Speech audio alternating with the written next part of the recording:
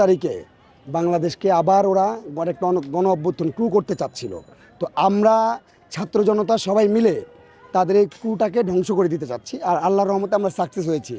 আমরা শুধু যারা আওয়ামী লীগ করছে, ফুল নিয়ে আসতেছে এখানে, তাদেরকে আমরা আটকাচ্ছি। এর বাইরে সাধারণ জনতা সুন্দরভাবে যেতে পারছে। সাধারণ জনগণকে আমরা কোনো ডিস্টার্ব করছি না, শুধু একমাত্র আওয়ামী লীগের নেতৃবৃন্দ এখানে আমরা আটকে দিচ্ছি।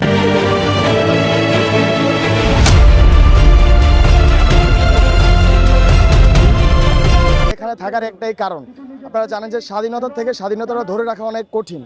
সেহেতু তারা যে পরিকল্পনা করছে ভারতে থেকে, সেটাকে প্রতিবাদ করব। যদি প্রতিবাদে না হয়, প্রতিহত করব। এজন্য আমাদের আজকে এখানে অবস্থান, এবং আমরা আমাদের সর্বোচ্চ দিয়ে আমাদের অবস্থানে থাকব।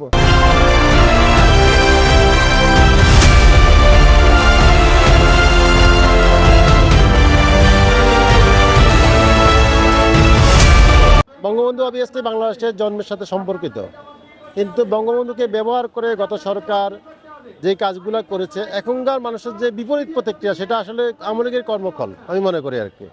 আওয়ামী লীগের কর্মের ফলের কারণে আজকে বঙ্গবন্ধুকে তাকে বিতর্কিত করছে, কিন্তু বঙ্গবন্ধু একক আওয়ামী লীগের না।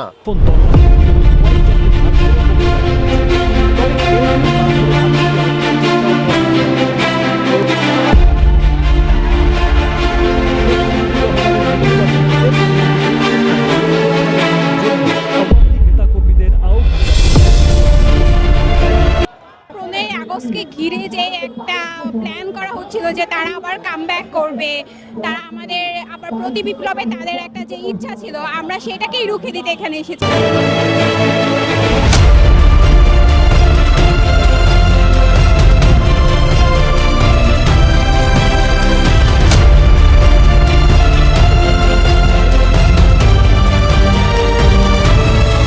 কারণ আমি চাচ্ছি ছাত্ররা যে আন্দোলন করে দেশটা স্বাধীন করেছে, এই আগস্ট মাসে মুজিবের হাত তো স্বাধীন হইল, আবার ওর মেয়ের হাতে তো স্বাধীন হইল, তাই স্বাধীনতা যেন বজায় রাখে।